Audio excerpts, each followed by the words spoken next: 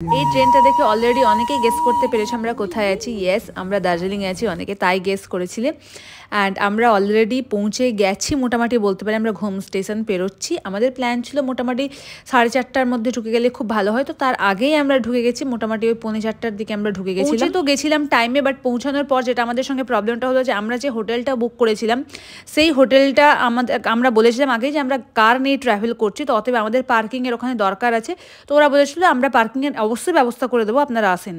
But আমরা গিয়ে পৌঁছে ওরা কোনো পার্কিংয়ের ব্যবস্থা করে দেয়নি। অ্যান্ড ইভেন ও ঘাট যেহেতু আমরা অতটা চিনি না কোনটা ওয়ান ওয়ে বা ওইরকম রাস্তাঘাট, তো ওদেরকে এত বলা হলো যে আমাদেরকে এসে এখানে পিক আপ করতে, আমরা এই জায়গায় দাঁড়িয়ে আছি, তো ওরা কেউ আসলো না পিক আপ। ইভেন ওরা পার্কিংয়ের ব্যবস্থাও করে দেয়নি, তো আমাদেরকে নিজেদেরকে পুলিশের হেল্প নিয়ে গাড়ি রাখার ব্যবস্থা করতে হয়েছে। আগে তো আমি বলবো কোথাও ট্রাভেল করলে গাড়ি না নিয়ে যাওয়াই ভালো, মানে বিশেষ করে হিল স্টেশনে।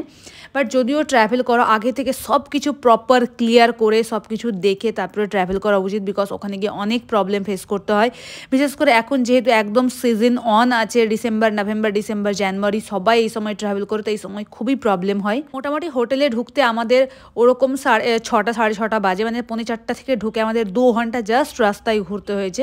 তো ঢুকে আর ড্রেস চেঞ্জ করার একটু আমরা সময় পাইনি, ভাবলাম টাইম ওয়েস্ট না করে আগে একটু খেয়ে নিই কিছু, দেন আমরা একটুখানি ঘুরে নেবো মল রোডটা, বিকজ দুদিনের ট্রিপ একটু ঘুরে নিই। যদিও আগে আমি এসছি এই জায়গাগুলো ঘোরা। এসে পৌঁছেই আমরা গেছিলাম বাঙালিয়ানা সোলোয়ানাতে লাঞ্চ করতে। কলকাতায় আমি এই রেস্টুরেন্টে অনেকবার খেয়েছি, বাট মল রোডের বাঙালিয়ানা সোলোয়ানার খাওয়ার এত জঘন্য, মানে লিটারালি আমি এত জঘন্য খাওয়ার আমার জীবনে আমি কোনোদিন ট্রাই করিনি। দেন কিছুক্ষণ আমরা মল রোডটা একটু ঘুরে দেখলাম। অ্যান্ড আমি একটা টি স্টোরে গেছিলাম, ওখানে বিভিন্ন রকমের ফ্লেভার্ড গ্রিন টি, মশালা চাই সব পাওয়া যাচ্ছে, তো ওখান থেকে আমি ক্যামোমাইল টি কিনলাম। দার্জিলিংয়ের এই ফেমাস রেস্টুরেন্ট গ্লিনারিতে আমার যাওয়ার প্রচণ্ড ইচ্ছে ছিল, বাট আমি যেতে পারলাম না, বিকজ আমার ইচ্ছে ছিল আমি ওদের বেকারি আইটেমগুলো একটু ট্রাই করবো। সন্ধ্যেবেলা যাবো, ওখানে একটা হট কফি খাবো। বাট আমি জানতাম না যে ওদের একটা রুল আছে 8টার পরে ওদের মেন কোর্স মানে ডিনার স্টার্ট হয়ে যায়, তো এগুলো পাওয়া যায় না। তারপর একটু মল রোডটা এক্সপ্লোর করলাম, এই স্টোরে গেছিলাম, এখানে পশমিনার বিভিন্ন রকমের শল, এরকম জ্যাকেট, ওভারকোট খুবই ভালো ভালো ছিল।